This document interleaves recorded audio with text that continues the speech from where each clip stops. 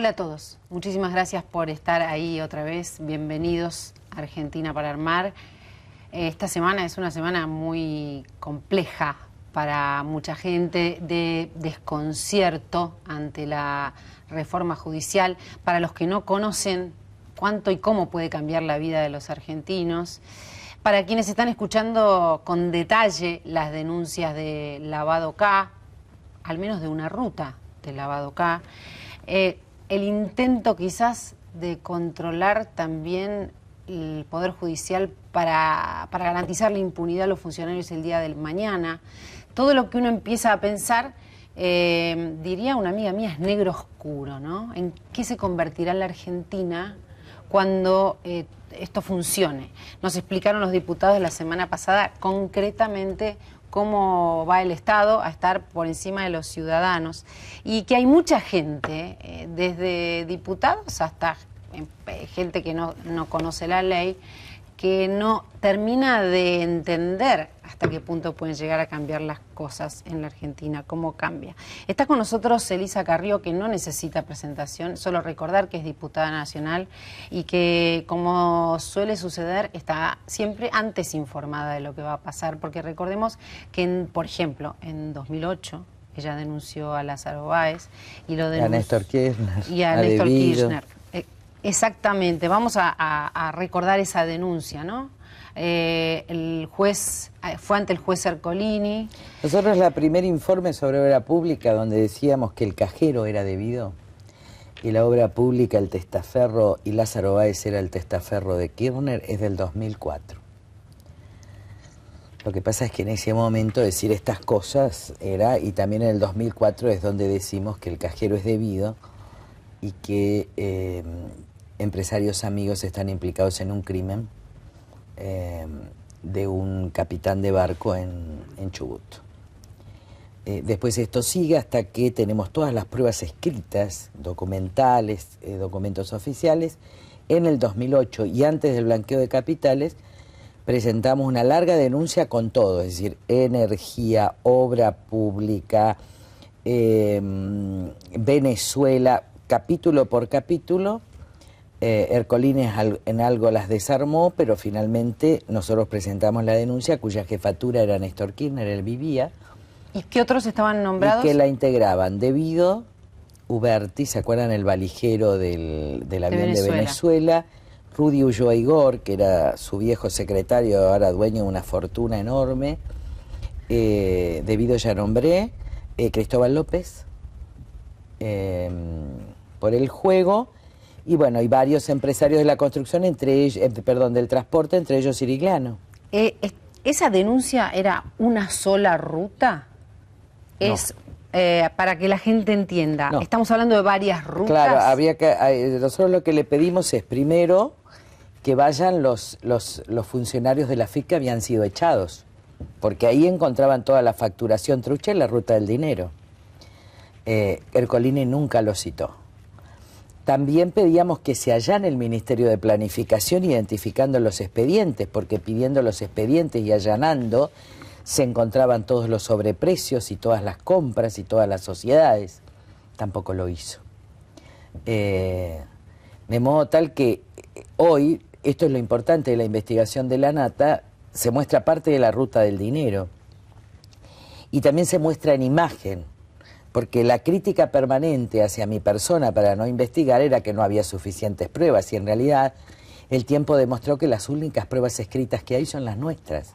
Entonces, ¿qué quiere decir? Los jueces, yo no puedo hacer un programa de televisión, los jueces cajonean las pruebas escritas, pero si usted tiene documentación oficial puede avanzar perfectamente, porque nunca hicimos la denuncia basada en dichos, hicimos con prueba oficial. Incorporamos en esa causa las actas del directorio de Austral, donde está el programa de desarrollo inmobiliario de Kirchner y de Lázaro. Ahora, Lilita... Ahora, Lázaro es un empleado de Kirchner, ¿eh? No es socio. Miren, si es socio es en un 20%. Esto es Kirchner y ahora la familia Kirchner integrada por Cristina. El que es socio de Kirchner es Cristóbal López. Por eso, cuando Cristóbal López no le quiere reconocer todas las acciones a Cristina después de la muerte, Cristina lo manda a apretar por la FIP y ahí se le reconoce. Y en realidad Devido es un empleado de Kirchner. Era el cajero cuando era ministro y el otro cajero, 2 subcajeros, digamos, los que cobraban directamente la plata con el paso del tiempo, que son Uberti y Rudy Ulloa, y ahora ya no sé quién. Cuando decís que cobraban directamente la plata, ¿es así? Sí. ¿La plata en Sí, mano? ¿La sí. plata arriba de la En mesa? bolsas, sí. En bolsas. Sí, después se Ellos, cambió. no un secretario, no un testaferro. No. En el caso de Jaime, los empresarios del transporte dejaban la bolsa bajo el escritorio de Jaime y Jaime se lo pasaba a Kirchner. Ahora, la Porque nata... Kirchner necesitaba tocar la plata, porque es avaro, como el avaro de Molière. Por eso hay millones de euros en Santa Cruz. La nata muestra, vos decís, las imágenes, ustedes aportan años antes aportan los documentos, y sin embargo hay, desde el gobierno, un mensaje que es no tienen las pruebas. No, está todo. Incluso hubo un expediente que nosotros hicimos en Comodoro Rivadavia y que lo hizo además funcionarios de la FIP, después los echaron y los trasladaron, donde una de las dueñas de una de las empresas, Can y Costilla, que después la va a comprar Lázaro Báez, relataba la reunión en que uno de sus hermanos, hablando con Devido, entonces, ¿cómo se pagaban las coimas en el gobierno de Kirchner en Santa Cruz? Le dice, voy a pasar al baño. Entonces el empresario pasaba al baño, igual que Micheli. ¿Micheli es? Felisa Micheli. Felisa Micheli, igual. Esta es la metodología de Devido. Entonces, ellos pasaban al baño, sacaban la plata y después se iban. ¿Y ahora cómo es? Ahora, yo hace 2 años, 1 año y medio que no estoy investigando porque me enfermé, etcétera, pero hubo un momento en que la plata le decían, bueno, en tal lugar se dejaba la plata, pero no había nadie. Es como un escritorio vacío. O sea que según la investigación de ustedes, nunca dejó de hacerse esto, ni siquiera después de la muerte del expresidente. Lo que nosotros investigamos es a la muerte de Kirchner. Yo no creo que Cristina reciba el dinero de esa manera. Y además no creo que Cristina en este momento esté pidiendo. Lo cierto es que es heredera de una fortuna de 10.000 millones de dólares o euros como mínimo que no puede manejar. Este es su miedo y este es su avance sobre la justicia, porque es una familia desesperada por la impunidad. Entonces hay una, según tu punto de vista, entre este lavado de dinero, K, y esta reforma express de la justicia. Pero por supuesto, Cristina está aterrada de terminar presa. Entonces tiene que tener, primero, no tiene que tener medios que expresen otra voz. Porque la impunidad empieza para que no haya voces que digan otra cosa. En todo caso, que la oposición sea callada, que no haya nada, que sea y no le importa el precio, porque el precio que tiene que pagar es siempre menor que estar presa. Digo para que entendamos la cabeza de Cristina. Esto no lo hace solo, inventa la ideología. Lo que quiere es que nadie la investigue. Lo que quiere es que nadie hable de ese peso tremendo de un hombre que se robó la Argentina y que ella es heredera. Porque en realidad, si esto hubiera... cuando ella se entera, tenía que haber tomado la decisión de devolver ese dinero. Por eso hay un momento en que ella sale de Olivos y le dice, hijo, ¿qué me dejaste? Que está relatado en un escrito de esa maravillosa periodista que fue Susana Biao y que yo quería tanto. Este es el peso de la familia. O sea que ahora, con esto se llevan la República. Ella supuestamente decide no devolverlo. Así es. Y además guardarlo. pelea la plata, porque en el caso de Cristóbal López pelea por las acciones. Por eso, si Cristóbal López compra Petrobras, para que entienda la sociedad, la está comprando a Petrobras Cristina. Porque si el principal oferente de la petrolera brasilera es Cristóbal López, y Cristina, la familia de Cristina es accionista de Cristóbal López, quien está comprando Petrobras es Cristina. ¿En ese caso serían socios? Sí, son socios. Lo que pasa es que las acciones estarán en manos de sociedades en el exterior o toda esta ruta del dinero. Pero yo voy a hacer la presentación. Miren, el caso de la Nata plantea algo muy interesante, es que algunas cuentas y algunos fondos van a Nueva York y de ahí a Suiza. Así que este caso no solo puede ser investigado por la justicia argentina, puede ser investigado por la justicia suiza, como lo reclamaron Graciela Ocaña, y puede ser investigado por un fiscal de Nueva York. Ahí voy a ir después que terminemos de defender estas cosas, y entonces esa investigación en los Estados Unidos puede involucrar todas las cuentas, es decir, que a Lázaro Báez, a Cristina, a todos se los puede seguir por el mundo, porque ahí ya comienza una investigación fuera del país. Ahora, mientras dentro tanto, del país del país no hay ningún fiscal. No, dentro del país, Marijuán parece que va a actuar. Parece que sí, pero han pasado muchos días. Hoy hay, claro, allanar 5 días después es no allanar. En esto Gil Calvo es cómplice de este encubrimiento, acaba de ser imputada, porque además son fiscales que no estaban nombrados. O sea que conforme. la idea, la esperanza es que se investigue fuera de la Argentina. No, se va a investigar fuera de la Argentina. Se va a investigar, porque no en la Argentina. Fuera de la Argentina hay demasiadas pruebas contra la familia de Kirchner y contra todos sus testaferros. Ahora, ¿esta reforma va a producir cambios en el sistema político del país, la reforma judicial? Terrible. Es el fin de la República. Porque, a ver, para que la población pueda entender, si mañana Cristina desea sacarle la propiedad, ustedes no van a tener juez que los garantice, porque el juez va a estar a tiro de ser acusado, destituido, nombrado por una mayoría que es Kunkel, Diana Conti, los jueces camaristas. Por eso es también mi denuncia contra el juez de la Corte, contra el presidente de la Corte. Antes de llegar a esa denuncia contra Lorenzetti, también seguramente podría haber una transición entre dos justicias, esta justicia que acate la reforma judicial y la otra que la declare inconstitucional. Miren, acá lo que va a pasar después que salga la ley es que va a haber muchas impugnaciones y va a ser parada la ley. Así que, y esto va a llegar a la Corte. Ahora, hasta ahora, lo que hizo el presidente de la Corte es salvar la caja, no la independencia. A la independencia la entregó en esta primera parte. Y cuando él dice que se pone delante o representando a los camaristas... Mire, yo le voy a decir una cosa. Yo lo único que expongo son hechos. De lo que yo me fui dando cuenta, porque primero hablé muy bien de la carta a la mañana, cuando estaba en la comisión, son hechos. La carta de Lorenzetti a la presidenta. La carta de Lorenzetti a el Congreso. Con Hayton de Nolasco. Es una carta de 3 páginas donde dice que acompañan las sugerencias de todos los presidentes de cámaras federales del país. Muy bien. Esa carta hablaba solo de la caja, que iban a eliminar, incluso decía, puede ser inmanejable la justicia, etcétera, ¿no? Entonces habla del personal y del dinero y del presupuesto, y avala al presidente a la Corte. Muy bien. Cuando yo veo esto, digo, acá hay algo, pero cuando lo más sospechoso el día anterior al debate fue que la presidenta Diana Conti, con el consentimiento de sectores de la oposición, porque me corrían, porque yo pedía que se lea la propuesta y no había forma, no leía las modificaciones. Entonces yo dije, bueno, a lo mejor son 2 o 3 puntos y esta carta, no. Cuando yo leo lo que lee Diana Conti, me doy cuenta que acá hay una negociación más larga. No se olviden que yo pertenecí 15 años a la justicia.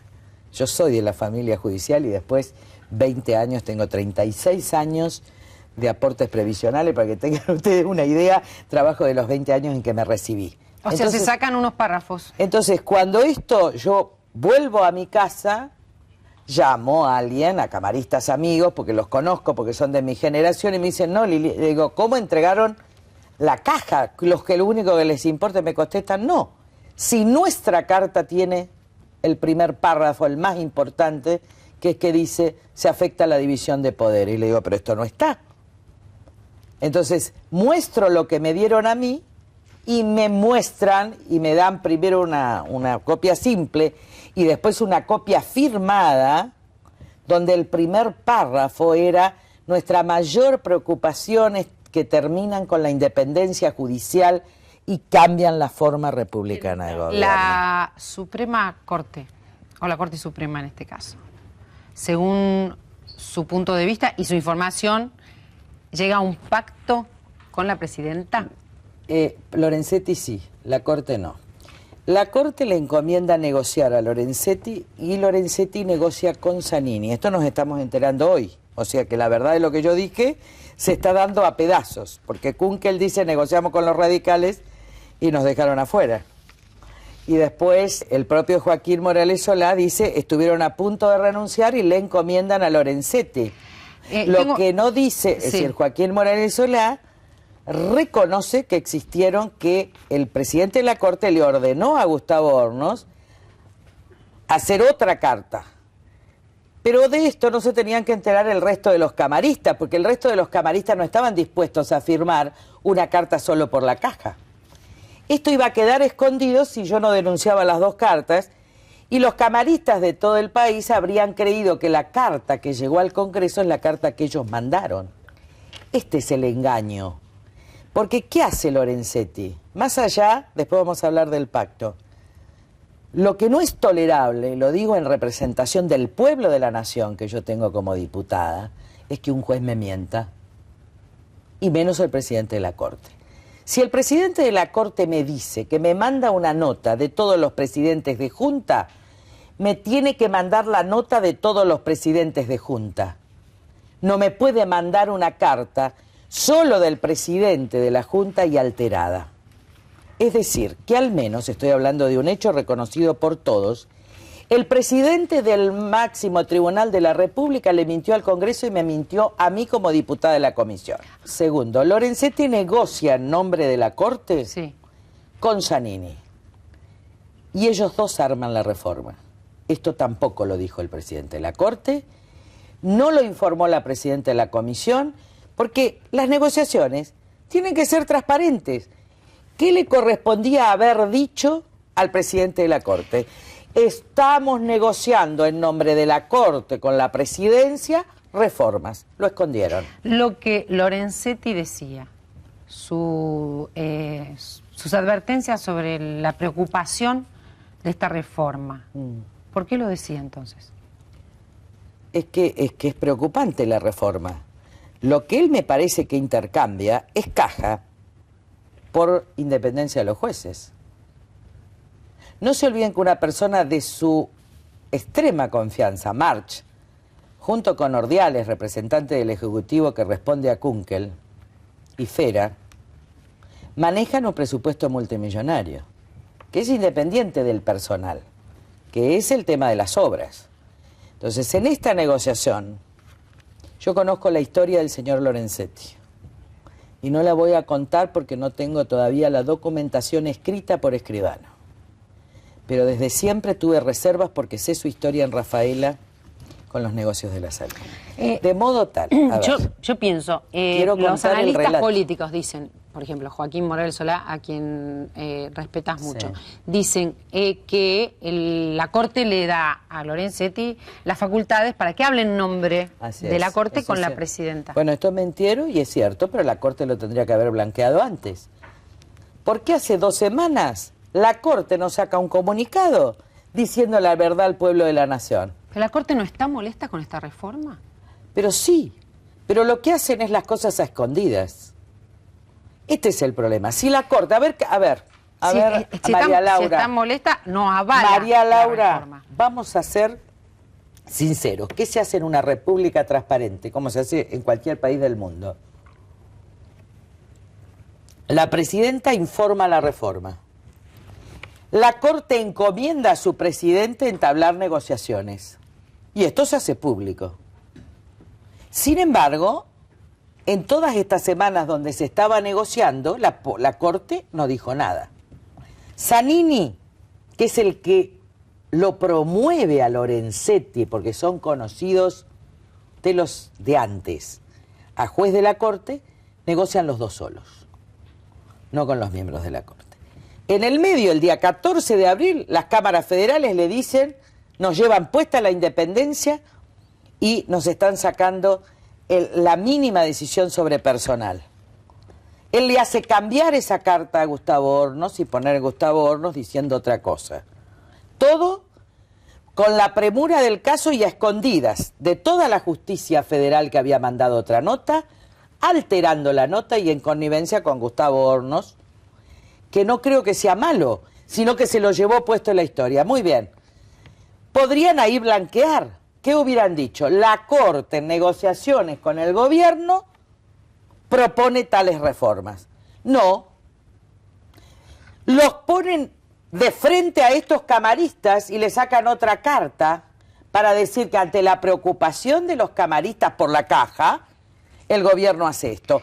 Perdón, y vuelven a esconder, poniéndole en la cara a los camaristas, a los verdaderos negociadores que son Zanini y el otro.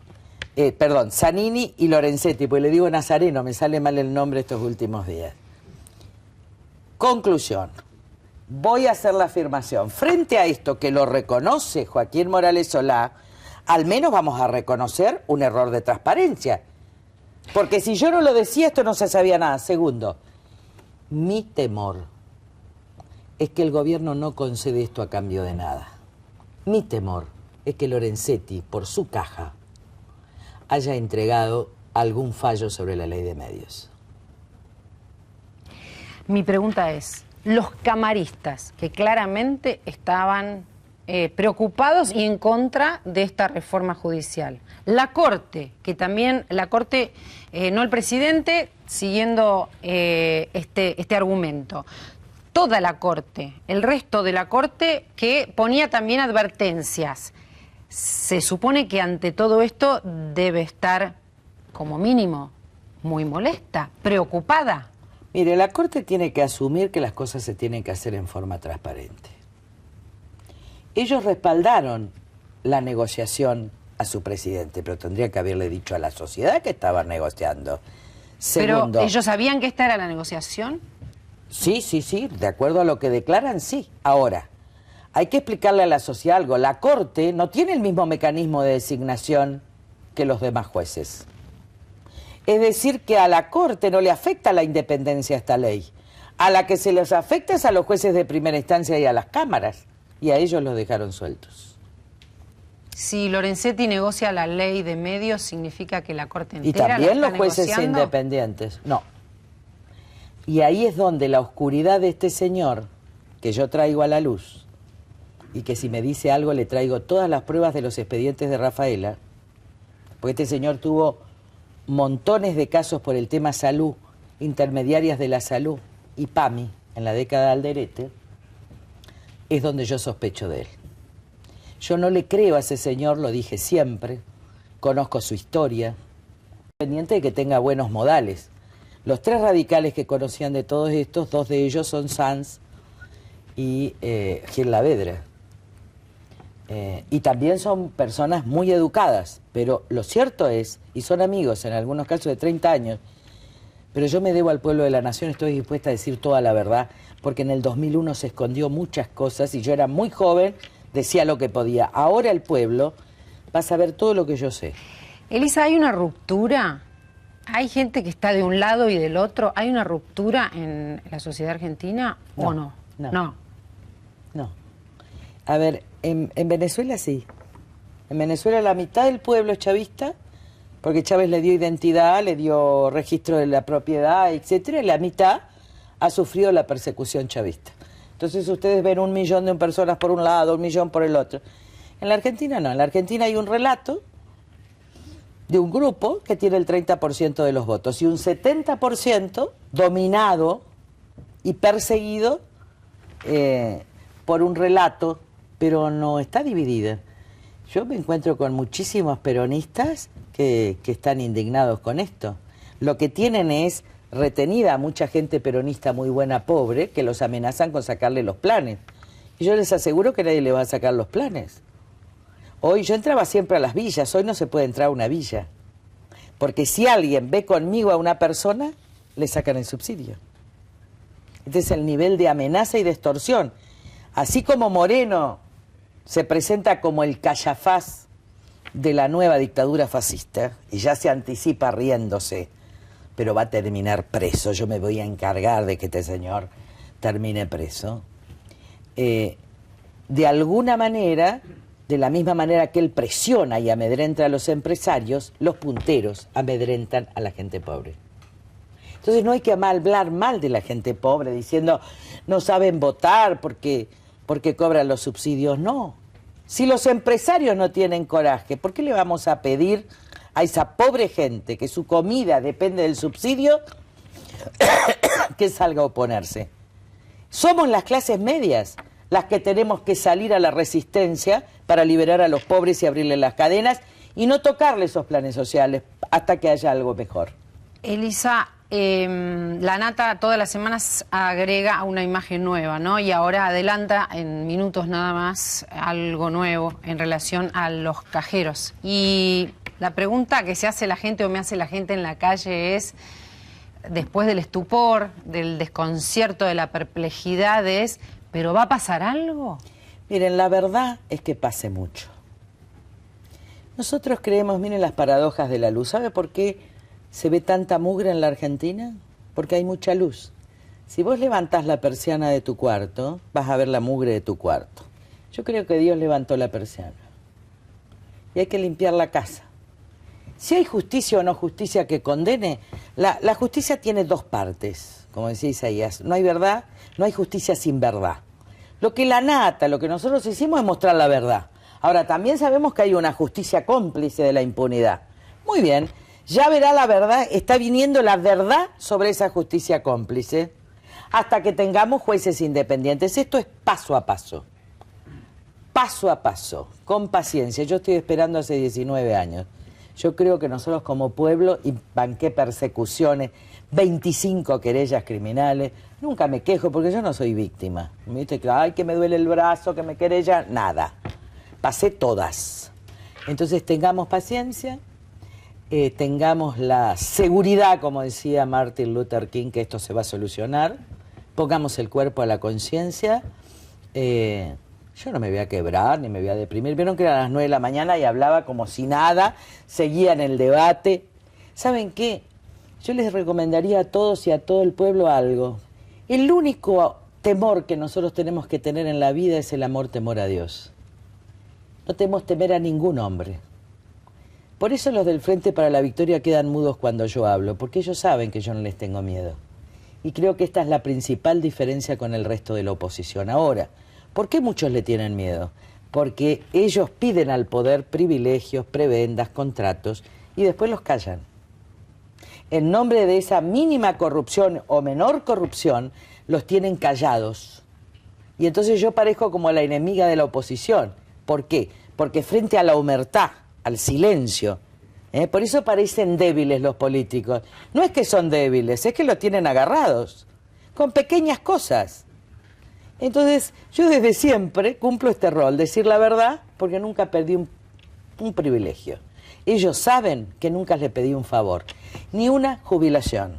Mi rol es decir la verdad, caiga quien caiga. Ahora, este es el último problema. Ahora, si yo digo solo la verdad sobre el kirchnerismo, y no digo la verdad sobre Macri, sobre los negocios de la familia Macri, si no digo la verdad sobre los radicales que pactan, entonces yo no digo la verdad, digo parte. Por eso estoy obligada a decir toda la verdad. Y yo solo tengo temor de Dios. Y solo respondo al pueblo de la nación. Elisa, muchas gracias. No, al contrario.